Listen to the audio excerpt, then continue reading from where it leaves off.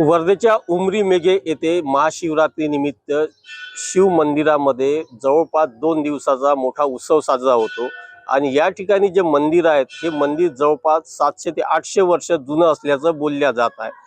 एकंदरीत हे हेमाडपंथी मंदिर असल्याचं बोलल्या जात आहे।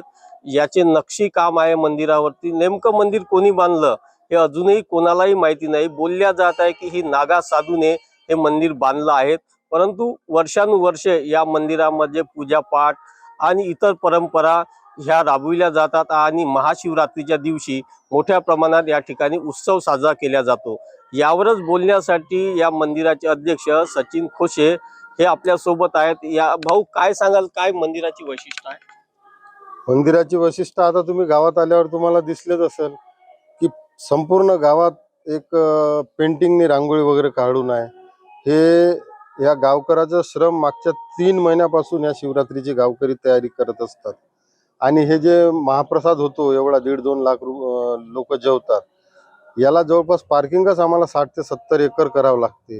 या पार्किंगची व्यवस्था म्हणजे जेणेकरून लोकांना सुविधा एवढी हो का जे दुरून दुरून लोक येतात, आज जिल्ह्याच्या बाहेरून पण लोक येतात इथं, तर त्यांच्या वाहनांना कोणत्याही प्रकारचा त्रास नाही हो, या सगळ्या गोष्टीची काळजी घेतल्यानंतर येतो महाप्रसाद।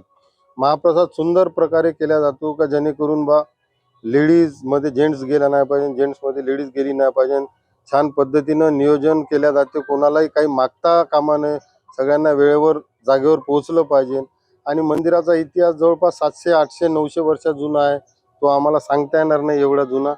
आणि सर्व गावकरी मिळून एक चांगल्या पद्धतीनं, चांगल्या नियोजन पद्धतीनं हा प्रोग्राम पार पाडतात आणि मागच्या 3 महिन्यापासून दरवर्षी हे तयारी करत असतात। या तयारीमध्ये दर रविवारला आम्ही एकत्र येऊन दर रविवारचं जेवण आमचं सामूहिक राहते, जवळपास 200-300, आणि आपलं गावरान जेवण राहते, कधी तुरी कधी चणे, या पद्धती आम्ही आनंद घेतो जीवनाचा 3 महिने। आणि एक गावात समाजामध्ये एक चांगला संदेश जाते, आम्ही एकत्र राहतो। या 3 महिने आम्हाला आपसातले गावात काय चालू आहे, कोणाचे सुख दुःख समजल्या जाते, त्या हिशोबाने हा शिवरात्र आमचा उत्सवात साजरा करतो। या ठिकाणी जो महाशिवरात्रीच्या निमित्ताने मंदिरामध्ये जो रथ आहे, ज्यामध्ये शंकरजीचा जो संपूर्ण परिवार आहे, तो परिवार मिरवणुकीद्वारे काढला जाते, काय वैशिष्ट्य आहे रथाचं? एक असं सांगणी आले आहे की आमच्या पूर्वजांनी आम्हाला सांगितलं आहे की इथे जे निरंजन महाराज होते त्यांना साक्षात्कार झाला होता इथे, की नंदी महाराज त्याच्यावर शंकरजी, पार्वतीजी, गणपती, गरुड, हनुमंत, नारद, विश्वामित्र असा हा पूर्ण रथ आहे, असा त्यांना साक्षात्कार झाला होता। मग बार्शीच्या दिवशी जेवण महाप्रसाद झाला की हा रथ संपूर्ण गावात रात्री 12ला निघतो, तर सकाळी 7-7:30 पर्यंत परत येतो। रात्री म्हणजे हा प्रोग्राम रात्रीलाच तुम्ही 12च्या नंतर करता, तर यामध्ये पब्लिक राहतात का, काय आहे?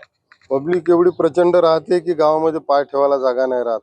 आम्हाला खूप मोठं प्रोटेक्शन मागा लागते, पण गावकरी एवढे चांगले आहे का ते एकमेकाच्या सहकार्यानं कसं रस्ता काढून काढून आम्हाला रथ न्यावं लागते पुढे, एवढी पब्लिक राहते। नक्कीच गावकऱ्यांच्या सहकार्याने हे संपूर्ण महाशिवरात्रीची यात्रा मोठ्या प्रमाणात धूमधडाक्यात पार पाडल्या जातात।